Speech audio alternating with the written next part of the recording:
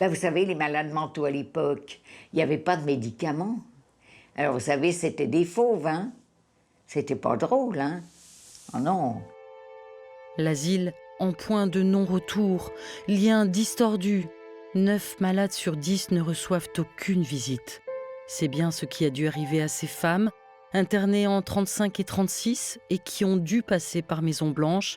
Ces photos étaient en vrac au fond d'un placard, pas de nom derrière, et ces visages ne disent rien à aimer. Mais maintenant que je lui remue ses souvenirs, elle a bien envie d'en parler. Elle va même nous montrer.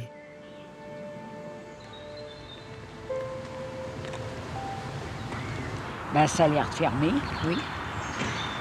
Il n'y a plus beaucoup de malades mentaux, hein, parce que c'est soigné maintenant. Il y a ce qu'il faut pour soigner les gens. À l'époque, il n'y avait rien. Ah ben, il y avait des personnes qui étaient délaissées, hein. Il y en avait une, comment elle s'appelait? Ça allait, là. Mais elle était drôlement mal foutue. Tout à fait... Un physique vraiment qui n'était pas normal, quoi. C'était dommage parce que de là, ça allait bien.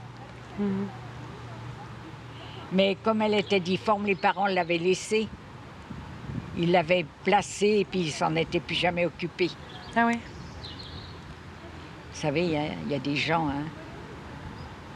Pourtant, c'était leur enfant, hein, quand même. Et là, au milieu des pavillons, d'autres souvenirs reviennent à la mémoire d'Aimée. Les plus difficiles sans doute, ceux du drame qui s'est joué pendant la guerre. On avait à peu près 70 malades là-dedans. Moi, j'étais à la première section, c'était le 6. Il y en a qui sont mortes de faim dans ce bâtiment. Ben, c'était, oui, c'était plutôt au 5, au 4 plutôt que ça mourait. Là, ça tenait le coup quand même, là. On n'y pouvait rien.